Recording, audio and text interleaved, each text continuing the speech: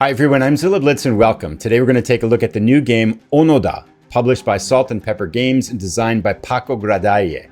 Now in this game you play as Hiroo Onoda, a Japanese soldier who hid, survived, and continued his mission on Lubang Island in the Philippines for nearly 30 years after World War II ended. We'll look at the story behind the game, check out the components, show some actual gameplay, and then give some impressions of how the game plays. Let's start with Hiroo Onoda. In 1944, at age 22, in the midst of World War II, Onoda was deployed to Lubang Islands in the Philippines. His orders? Conduct guerrilla warfare and never surrender. And that he did.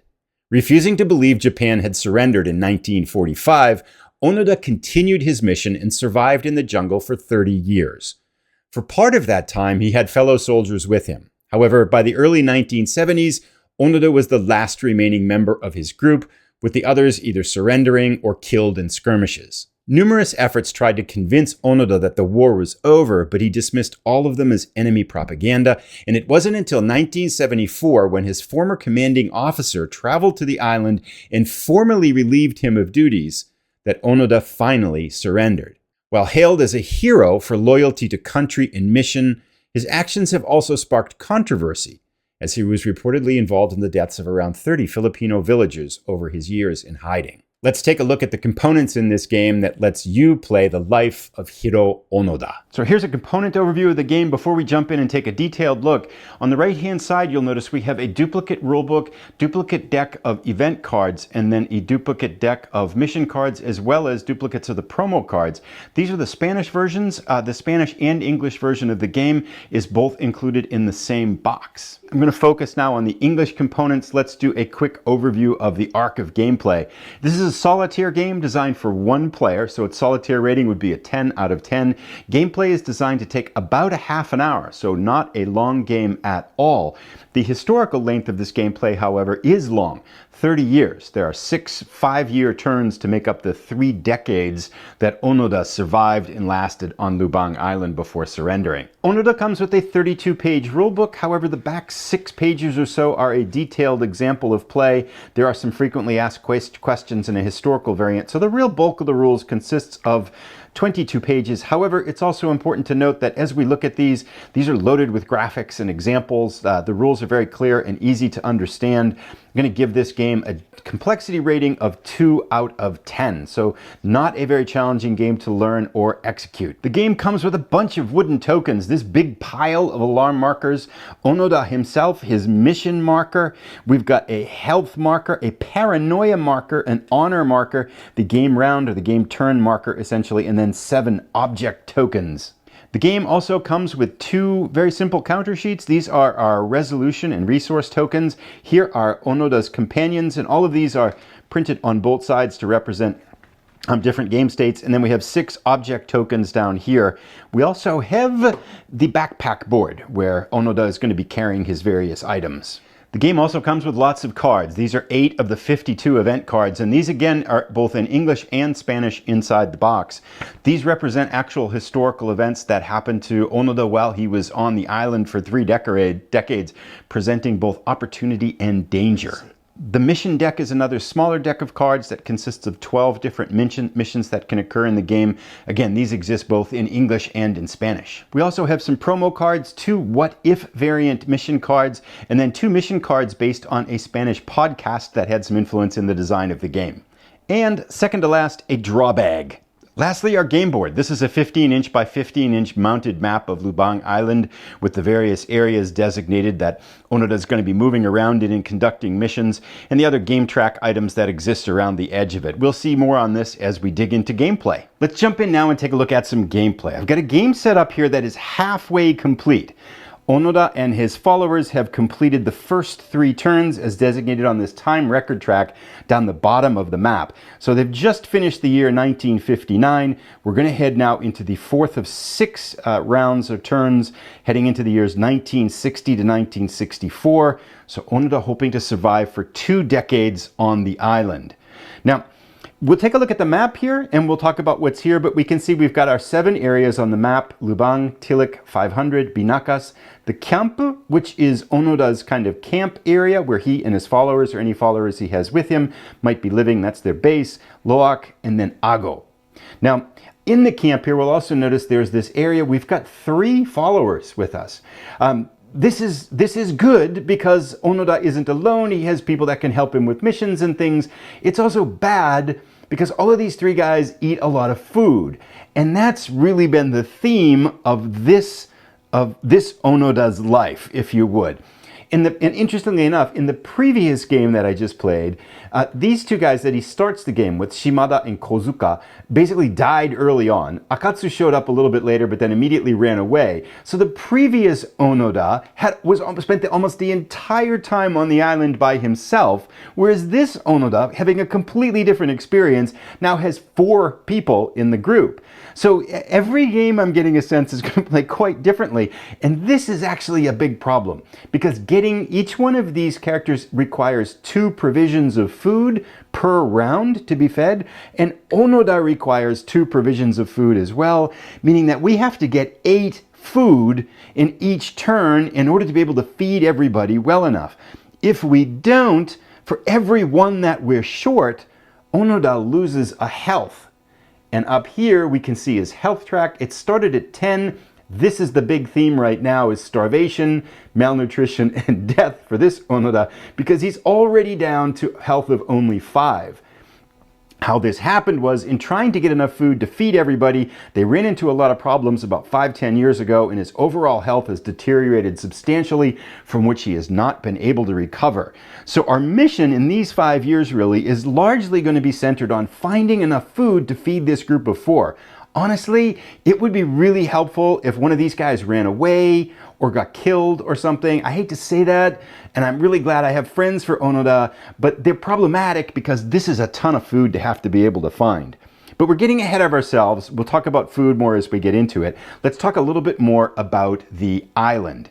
You'll notice that in each area we've got 2 different things. We've got these yellow triangles and we've got these wooden tokens with different symbols on them. Now let's talk about the yellow triangles. The yellow triangles represent the alarm level in the area. Each triangle represents 1 level, so the alarm level in Loak here is a 1. Right? The alarm level in Lubang is characterized as a 2 because there's 2 of these alarm triangles in there. Now, how the alarm level changes in the game, every time that Onoda and his men perform an action in an area, basically the villagers become more aware of their presence, they see them moving through, stuff is happening, and the alarm level goes up, and we drop another token in the area to raise the alarm level. Over time, the alarm level subsides, and there are certain activities and actions that can happen that cause it to go down in general. We'll talk more about those later. But generally, Onoda's group are going to be increasing the alarm level at times, hoping that it subsides to come back and go do things, because with the higher alarm level, it becomes more difficult for them to successfully complete actions in an area. And we'll talk about actions momentarily. Let's talk a little bit too about these other little tokens here. We can see that they have different symbols on them, and to get a closer look at those, let's go take a look at Onoda's backpack. So I've zoomed in here on Onoda's backpack. There are 6 items in it: binoculars, camouflage, medical kit, rifle, clothing, and then the radio. At the start of Onoda's adventure, the radio doesn't exist, so it's symbolized by this deactivated state, which is like that. But one of the missions that Onoda was actually able to perform early on, he was able to steal a working radio that he's been able to keep in good repair for the past 10 years.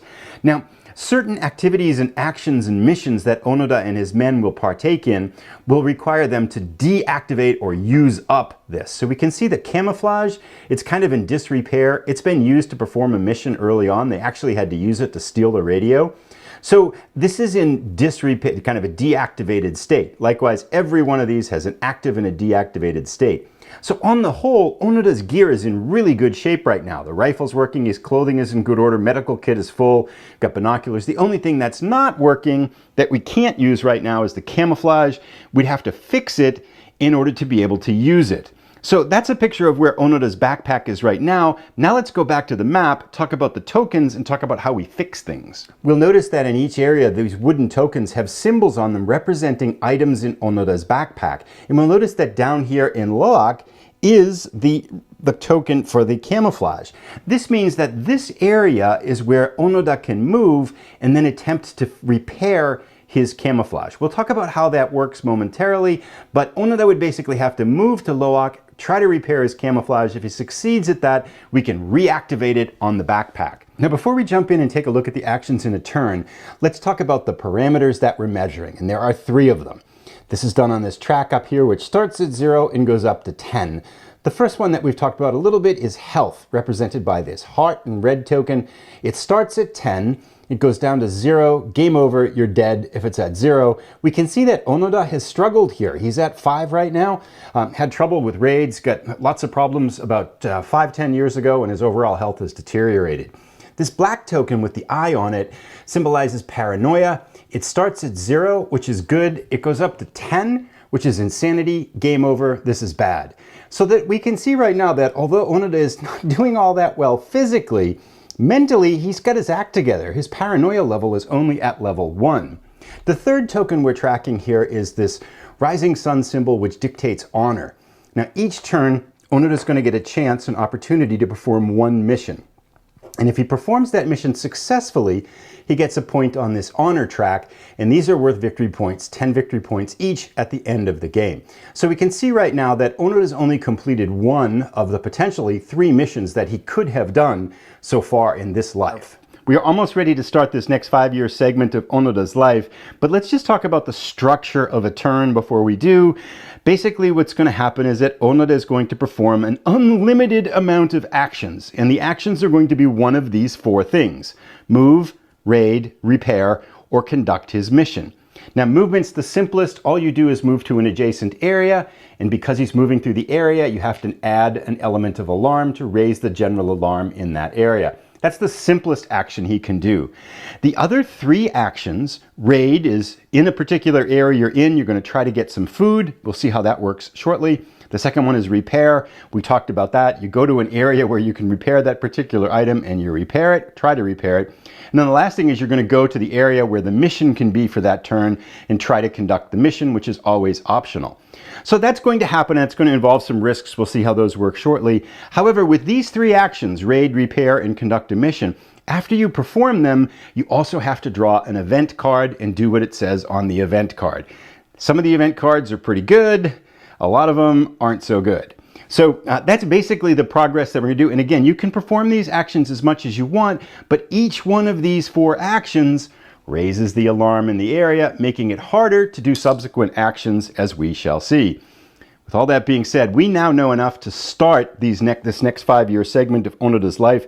Let's jump in and do that. The way each turn starts is by drawing a mission card from the mission deck to see what the mission is for this turn. So Onoda starts the 1960 to 64 era by getting a mission.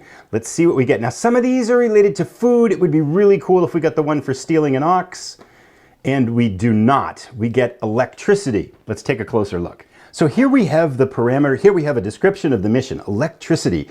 So Onoda's mission is to spy on the new lighting system in Tilak. So we'll go drop the mission token on Tilak in a moment, but this is basically what it's going to represent.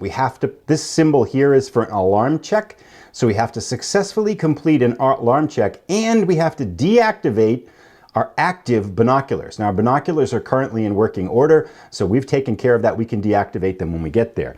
If we succeed at that and we pass this alarm check and can deactivate our binoculars, we're going to get an honor token, so +1.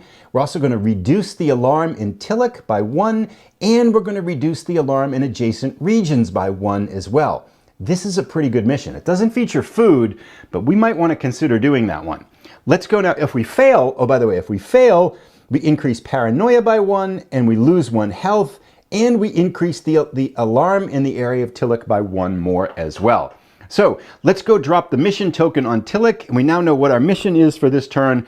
We can think about how we want to approach the turn. The first thing we're going to do is we're going to take the mission token, which was up in the camp thing, we're going to drop it on Tilak to let us know where the mission is.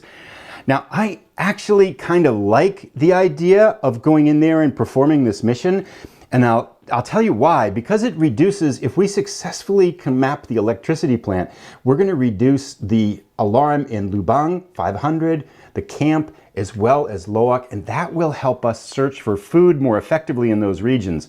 So I think it makes sense to risk it and to try to go into this region and see if we can successfully perform the mission to spy on the new electricity system. So let's do Onoda's first action in this turn then is going to be move into Tillich. The move action, as we know, is a really simple action. It's just going to increase the level of alarm to level 2. Now we're going to try to perform the mission. Now let's just kind of check our mission here. We have to deactivate the binoculars, we saw that, and then we have to perform a successful alarm check. So let's go try the alarm check. So Onoda is in Tillich, the alarm level is 2, and we are going to perform what's called an alarm check. To do that, we come to our bag of tokens that we haven't talked about yet, but inside this bag there are 12 tokens with numbers on them, ranging from 0 up to 6. In order for Onoda to successfully complete his mission and pass this alarm check, he has to draw a number that's greater than the alarm level.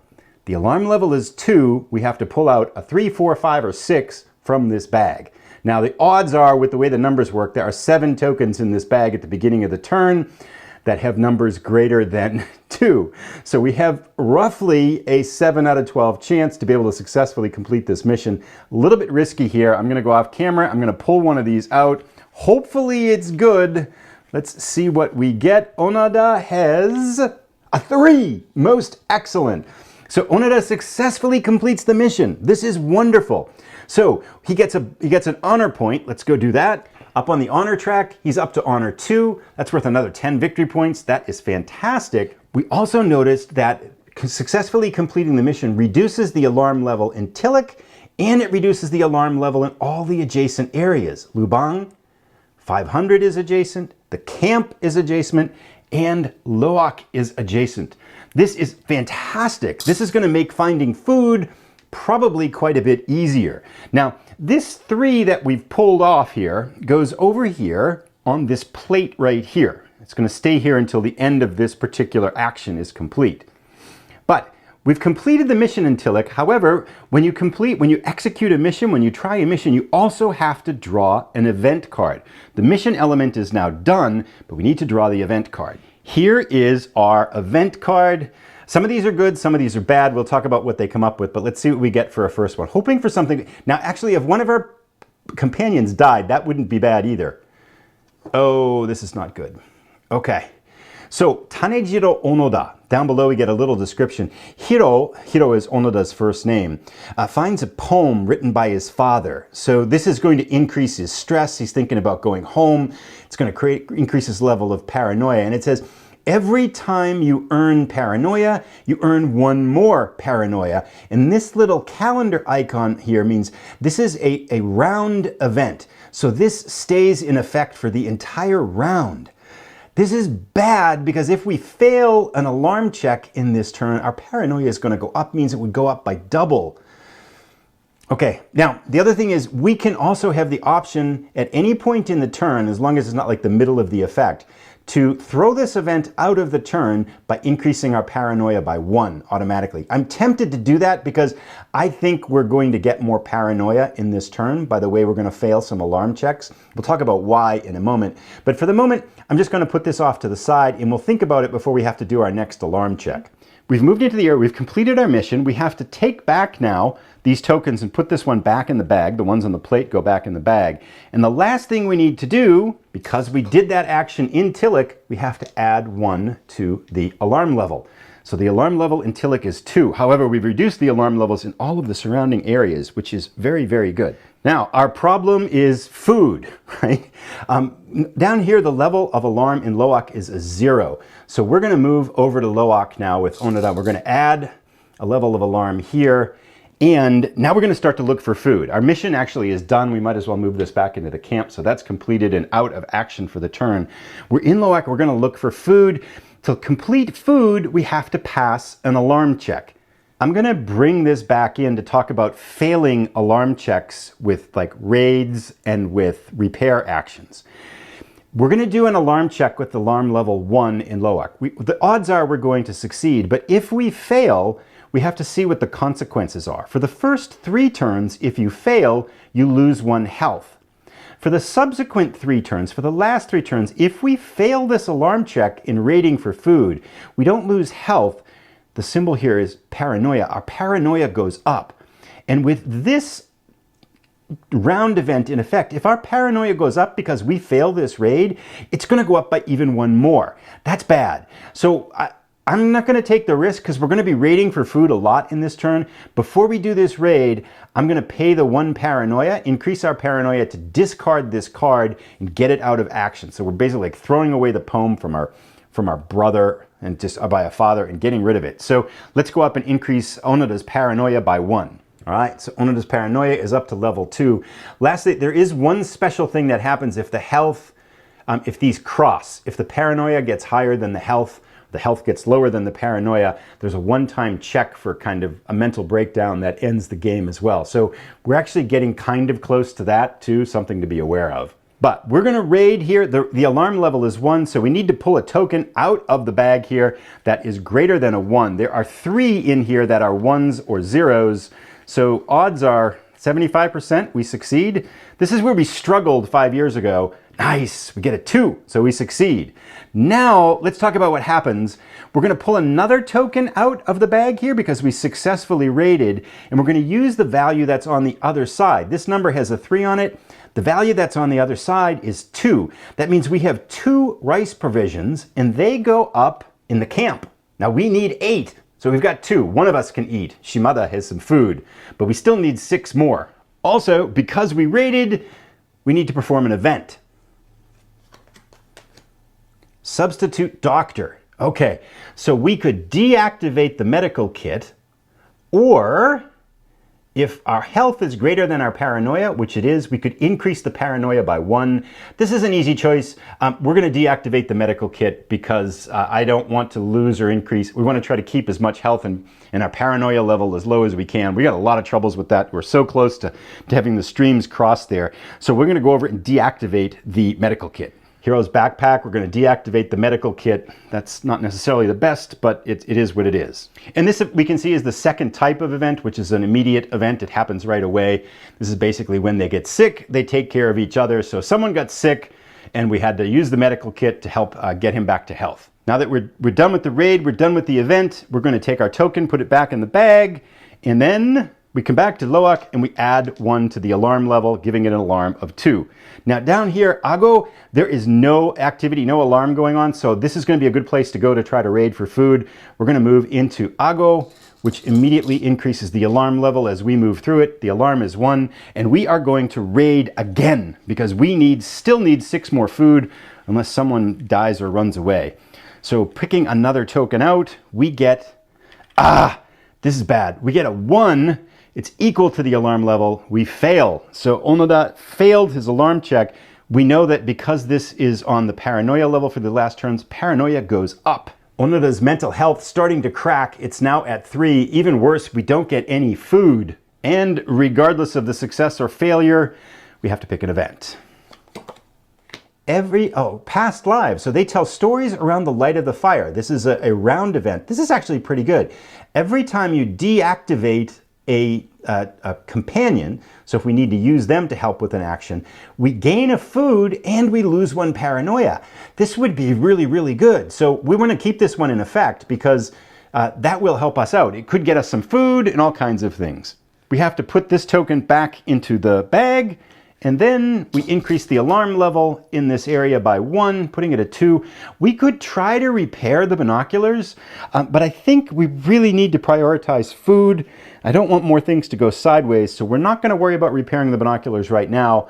Onoda is going to leave Ago. He's going to go into Loak, which is actually going to increase the paranoia there, increase the alarm there to 3, but now it's time to move on. Easy choice. Binakas has no level of alarm, so we're going to move up in here, raise the alarm by 1, and we are going to raid again. We pull out a 2, successful raid.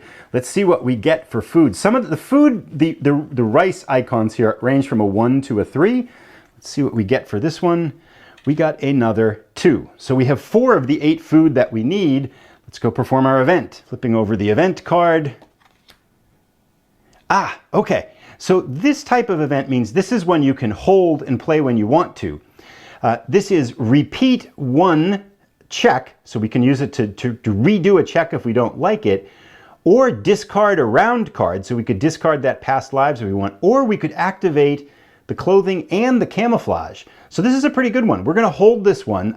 We might need it to repeat one of our alarm checks. That would be pretty helpful here. So we're going to put this off on the other side and keep that in case we need it. This, by the way, is Waraji Shimada teaches them how to make sandals. This 2 goes back into the bag. Our food stays up the top. And yes, we increase the level of alarm in the area to another problematic level. So thinking about which way we want to go, I think we're going to need to go to at least 3 more areas to successfully complete and get enough food. We're going to go up to Lubang to increase the level of alarm there, and we are going to raid again. Most turns you don't need to raid this much again. This is a very unique game because we have all 4 of our compatriots in action, all 3 of them in action here. We are going for it. Oh gosh, we get a 1. We can use those sandals to raid again, to use this roll again, and we're going to do that. We keep the 1 in play right now, so it increases our chances to get a higher number. Looking for more food, using the sandals to successfully evade the local villagers. We get a 5. That's excellent. So I have to discard that card, which I've done, the sandals card, but we successfully complete our raid and avoid picking up more paranoia. Let's see what we get for a food one. We get a 2, which is a 1. Okay, so we have 5 food. We need 3 more. And that raises the, we put these back. Oh, sorry, I got to do the event. I almost forgot. Event time. Kendo. What? Hiroo sees some children playing with wooden swords. We have to do -1 health or +1 paranoia? What do we like? That's, oh man, does he start practicing with swords and hurt himself? Oh, this is bad. Okay, we're getting perilously close to the mental breakdown here. Let's just lose the health for that one. So a bad event there. Onoda is falling apart. That takes care of these. We put these back in the bag to clean those up. And we add 1 to the alarm level in Lubang, which is now at 3. Now, one of the things you'll notice is we're creating problems for our next turn too, right? Because a lot of these areas are going to have a higher level of alarm here. We still need 3 more food. Let's go into 500. We move in there, raise the level of alarm. Let's raid for food. Oh, we get a 5. Success. Let's pick out our food token. Some of these have 3 on them too. And it's an interesting actually metric in terms of how the game works. If we get a 3, that would be good. We only get 1. Now, one of the interesting things with these tokens, however, is that this is the 1, which is the failure. On the rice, it only has 1 on the back. The lower numbers have fewer rice, but you keep these in your camp. So we've effectively removed the 1 from number that we can pull, meaning that our odds to complete successfully subsequent missions are better. Right? So we've got 6 now. We need 2 more. Okay. Event time for 500, area 500. Let's see what we get. So this is a round event card. Toshio and Fukuji, Hiroo's brother and Kozuka's brother, sing on the island. So they are hunting for Onoda, trying to get him out. And it says deactivate Kozuka if active. He is active, so we'll go deactivate him. We'll do that. So this is Kozuka here. We're going to flip him over. He is deactivated. He's in bad shape. The singing has driven him a little bit into a morose state. Oh, also, because he's deactivated, he needs 3 rice now. That's not good. Okay, actually, I take this back here. As much as I would like to deactivate Kozuka and get the food from him, because we have this past lives card that's in place, that... actually, no, let's just take the risk here, right? We'll see what happens, because it says if he's already deactivated, that's fine, he wasn't. But at the end of the round, we have to pass a paranoia check. Failure will increase the paranoia by 2. But we do kick in this card right here, which is past lives. Every time you deactivate a person, you get 1 food and you lose 1 paranoia. So we'll go do that. We're going to draw a food token out of the bag. This one's in effect, so let's see what we get for that. Nice! We got a 3. Okay, so that gives us 6 3 is 9. We've got enough food to be able to feed everybody. That's good. And we also reduce our paranoia by 1. So we come up here, our paranoia goes down to 2. That's very, very good. So the last thing we need to do to finish up this action in this area is to remove put it back into the container and then increase the level of activity to a 3 in 500. This is actually, by the way, I want to say this is a long turn too, right? Because usually you don't have to get so much food. The last game I was playing, Onoda was by himself. We only needed 2 food per turn. Completely different strategy, completely different gameplay, lots of different things happening. So we're done. We got enough food. We've completed our mission. We could try to go fix things because our binoculars are broken, our camouflage is not good, and we could actually try to fix the medical kit here. But with the level of alarm so high, our chances are low, and that's going to increase our paranoia if we fail. So we're going back home. Onoda goes into the camp. We raise the level of alarm in the camp area. We could raid here as well, but we're not going to. And with that, we declare this turn over. So now we go through the end of the round actions. I'm just going to check myself for one thing here before we go back into that camp, because before we end the round, you can throw away these cards anytime you want to, as long as it's not in the middle of the effect. So rather than trigger this end of the round paranoia check, which could increase our paranoia by 2, and I think we might fail, we're going to throw it away, which we can deactivate our clothing to be able to do that. And so I'm going to do that because this scares me, and our paranoia, we still have 10 more years to survive on the iron. I don't want to take the risk of having our paranoia go up like that. So we're going to go deactivate our clothes to discard this card, and then we don't have to do that end of the round check. On Onoda's backpack, we deactivate the clothing. Well, everything's a mess now. So it'd be really nice if we could fix some of these things here, but yeah, that's probably not going to happen for a while. And then we will actually do that action. We already put the alarm marker in there. So now we are at the end of the round goals.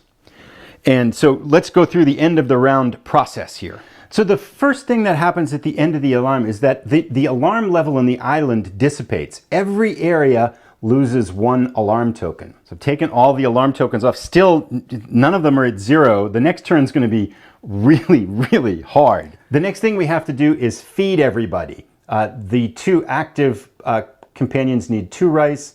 Kozuka, who's hurt, needs 3, so that gives us 7, and Oda needs 2, which needs 9. We have 2, 3, 4, 6, 9. We have just enough rice to be able to feed all of our people, which is good, because if we didn't, we would have to lose 1 health point for each point we were short.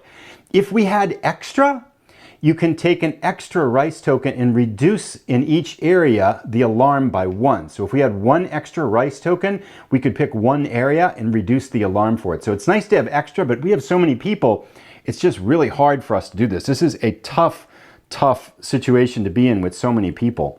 The last thing we do is we deactivate the round cards here, and we also put all of this food. Even if we had extra, it gets gone. We have to put these back into the token bag. And that completes 1 turn of the game. A couple of general comments.